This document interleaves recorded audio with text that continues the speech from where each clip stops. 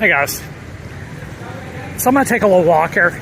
I saw on the map it's like 1.6 miles to my room at the in District 10 hotel. So I'm gonna just go and walk it. It's not crazy far, the heat's not that bad. So this is actually right near the hostel that I'll be moving to tomorrow. District 1, a little more hotels and expats around here.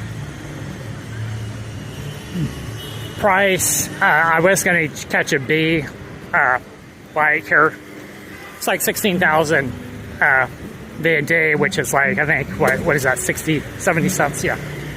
So walk, it's free, of course, but I'll be expending some energy there. I just want to see what this neighborhood is like if I just walk through the streets here. So I'm not going to be in Ho Chi Minh for that long of a time period. I'm not going to be able to explore all of the districts, right?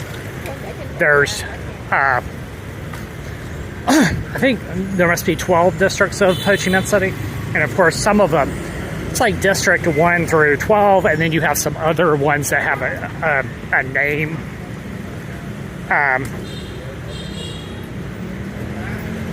So unfortunately I ran out of time in Vietnam, and we'll be taking a flight to Bali. But I will be back. Vietnam is actually one of my favorite countries, and I'll tell you why that will be. It's cheap, money.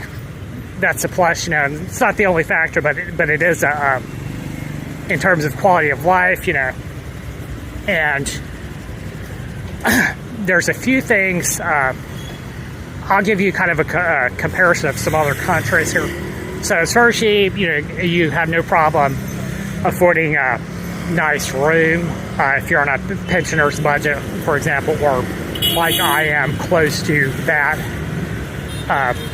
price.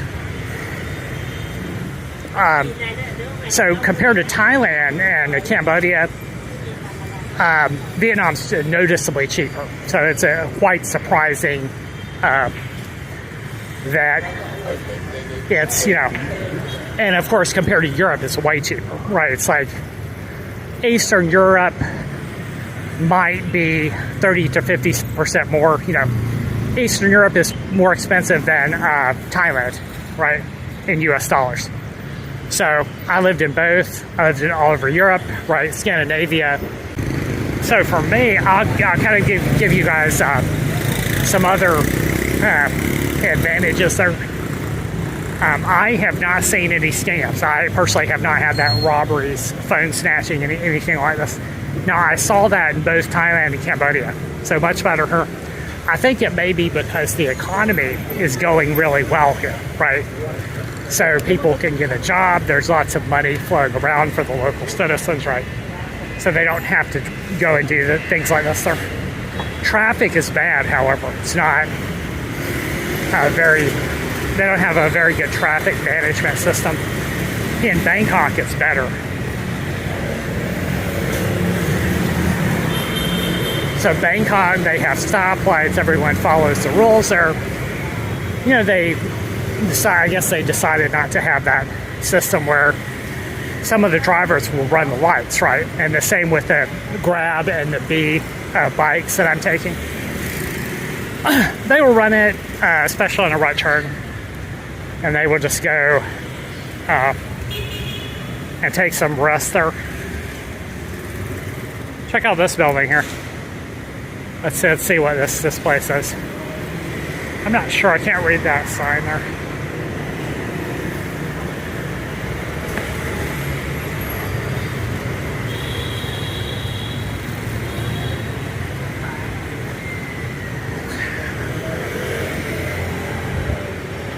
So let's see what else. Oh yeah, when I was over in Cambodia, I actually saw some bag snatchings, 2 of them. One of them happened directly behind me, and another one, it's like ahead of me when I was walking over there in Phnom Penh.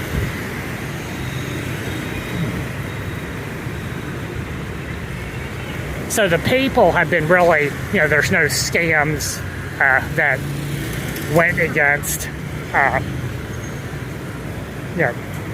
that I have seen so far. Especially in Thailand, I saw that a few times.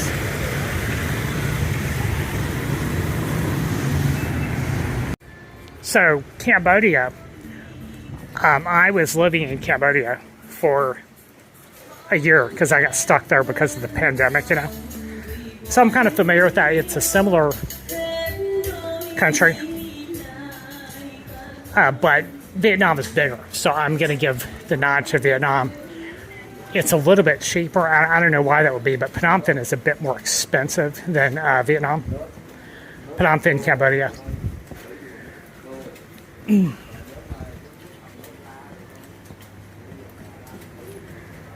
Check out this alleyway. It's pretty crazy looking. It's like a little cut through, I guess, on Google Maps. Or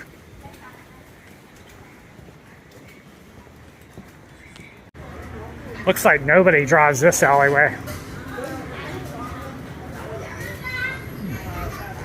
So as I said, the people are pretty nice.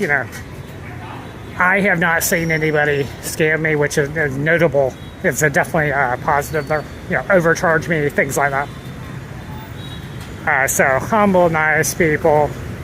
Food is all right, but I would give the nod to Thailand. Food, best food in the world, in my opinion, Thailand. So, with respect to the culture, I honestly prefer European countries more, but Vietnam is good if you're looking for someplace without a winter and it's a cheap price, So Spain is kind of the top of my list there, and the reason for that is because Spain, it's kind of like my Goldilocks country there. It is not too expensive, right, compared to the rest of Europe, right? Southern Spain, Canary Islands, and it has a warm winter like it does over here, but not quite that warm. Not too hot either, right? So everything about it, it's not too cheap or too expensive. The architecture's nice, and it has Western values, right? It has a open-minded population, like say, kind of like the San Francisco of Europe, except with Latin America, or something like that. Or kind of like the San Francisco of Latin America, and plus the crime rate is not that bad, right? So you see this, how the streets are kind of a little bit dirty here. There's, they're just kind of leaves, trash all over the place, That's just kind of how it is here in Southeast Asia, and the pavement's kind of uneven there, Japan is a way cleaner, and so is Spain, So Vietnam is okay. It's just you have to deal with this mess there. You see this, how they've got those broken concrete there and stuff like that.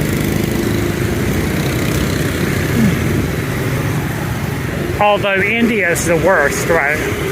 India is a country with just big piles of trash in some places, just they're kind of at the bottom of the spectrum there, whereas, as I said, Spain,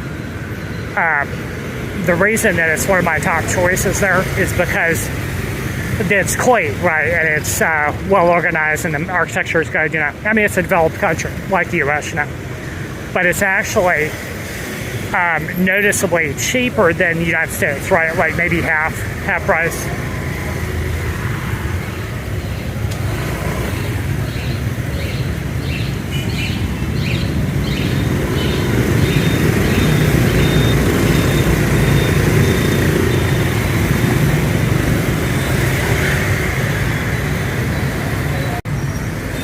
So, yeah, Vietnam's okay.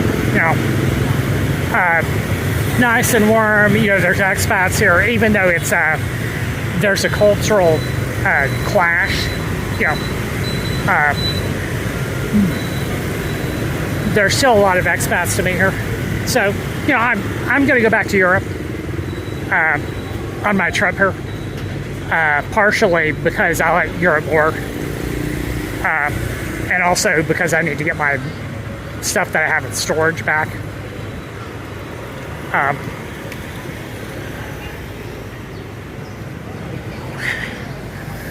So probably I'm going to do some other countries in Asia here first before I end up taking a cross-continental flight back in the other direction here. Hey guys, so we are almost there, about a third. I can recognize that gate there. You see that gate? That's right near my hotel. So we're not that far off. It's just, you know, a few turns, two major streets here. Got Asian International School. Okay. Yeah, this is basically right near where I go shopping at. There's a Circle K over here. In fact, you know what? I need to make a stop here. In fact, I need to go back this way, go to that store there, and then I'll go to my room. Check this out, guys. So this neighborhood, District 10 here. So there's some bars and places like this around here. Mostly for local citizens, yeah.